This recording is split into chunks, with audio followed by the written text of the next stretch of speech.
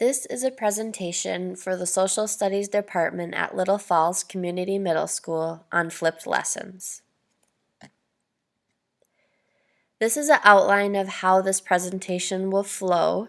The first slides are going to really just be showing what is a flipped lesson, why we should use flipped lessons in our classrooms, and things that we want to be thinking about before we assign a flipped lesson to our students, and just major elements that we want to include in a flipped lesson.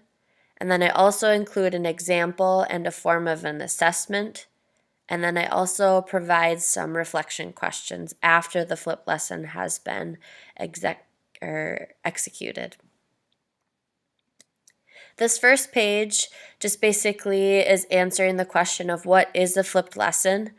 Oftentimes you hear these buzzwords in education, but sometimes we don't always really fully understand what a flipped lesson is. And so I include this page for my colleagues just so that they really understand that a flipped lesson is something that you would totally flip around, and you would include short videos or little lectures, and then students would watch them outside of the classroom. And then the in-class time can be devoted to really meaningful experiences for the teacher and the students to communicate and collaborate. This page uses some examples to show why we should use flipped lessons in our classrooms. I really like this page because oftentimes you hear these ideas and you think, but why should I do them, or why are they effective for students? These are just a few examples showing our teachers in our social studies department why they can be meaningful. Flipped classrooms are really valuable in that they let students take time outside of class to really become knowledgeable about the topic, but then when they come into the classroom, they can really bounce ideas off of each other and ask questions, and you can just dive way more deeper than you would have if you would have been cramped for time in a kind of like a more structured 50-minute class period. I think that sometimes as teachers, when we're trying a new strategy, we like to just dive in and try it. That's great, but also I have this page in my presentation to show just some things to kind of show yourself some grace before you start doing your flipped lesson with your students. I think that this page reminds us that we need to start small when we're starting something that could potentially be so big overall at the end. So it says think big, but start small. I also include just be patient with yourself and with your students when you're starting something new.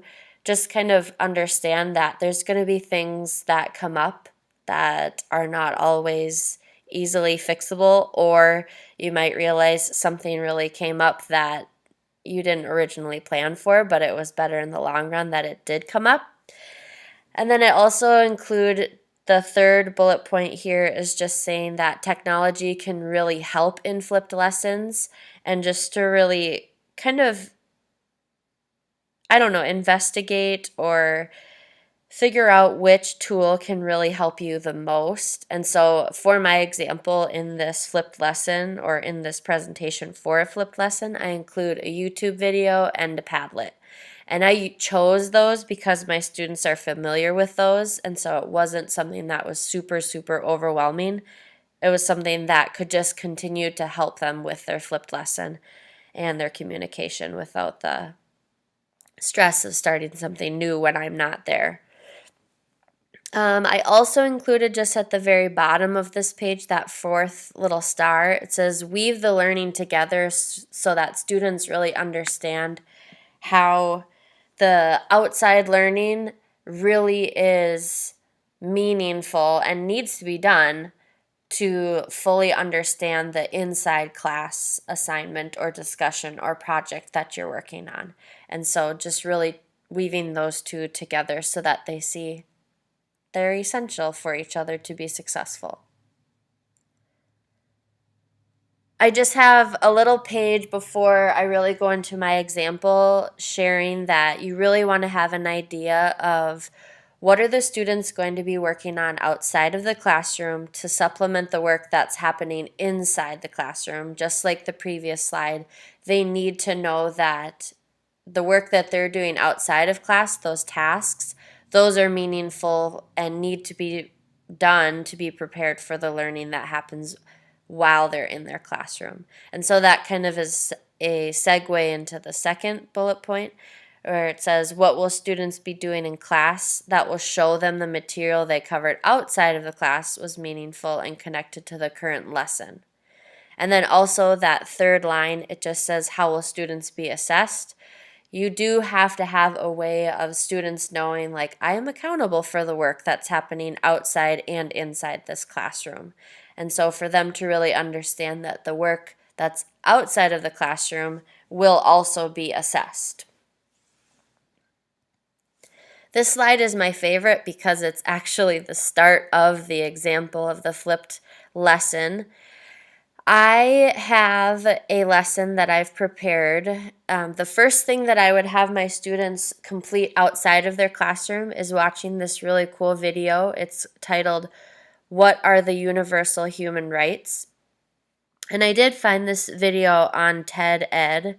It's a really cool website where you can find lessons and discussion questions and just really dive in deeper with some really big current questions going on in the world. And so I loved this video that I watched, and then I also thought that it would be great for my students to reflect on Padlet. So the number 1 is just them watching a video. It's only 4 minutes and 46 seconds long. So it's pretty quick, but they do bring up some really awesome ideas in that video. And so my second task while students are outside of the classroom is them posting on a Padlet that I created that allows them to, or requires them to, reflect on 2 initial thoughts that they thought of while they were watching the video. What are the universal human rights? So I do want them to come up with some meaningful thoughts before they come to class, because I can see them coming to class and being like, oh, I don't even really remember what the video was. So having them post on Padlet, I think, will be very beneficial for the discussion right when they come into class. So my next page, it says that a few things that I would do to make sure that our human rights discussion in class is productive. I would definitely have the Padlet open from what the students were adding to the night before. I would have that open right when they walk into the classroom so they can see, oh wow, like there's my post. That's what I wrote. I can read what other people wrote.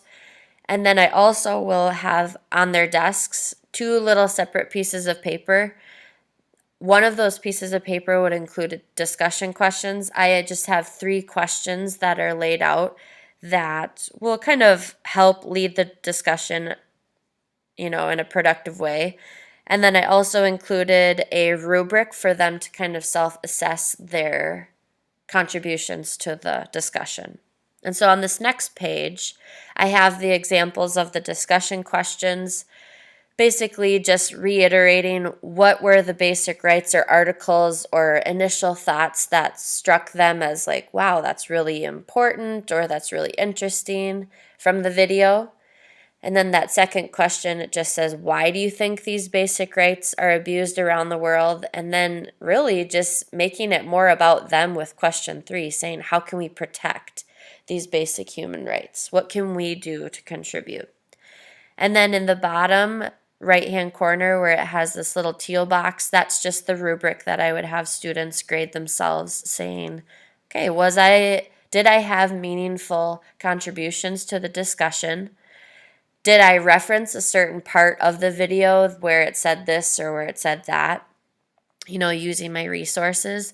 And then the third thing was just, did I actually complete the Padlet entry, and did I watch the video before I came to class? Here are a few questions that I would have definitely reflected after my flipped lesson with my students. I usually like to reflect with my students, so I would ask these questions with my students. I would say, Did you understand why you were doing these tasks outside of the classroom? So that way, when we came to our classroom, then we could be really efficient and, just have meaningful discussion and be prepared.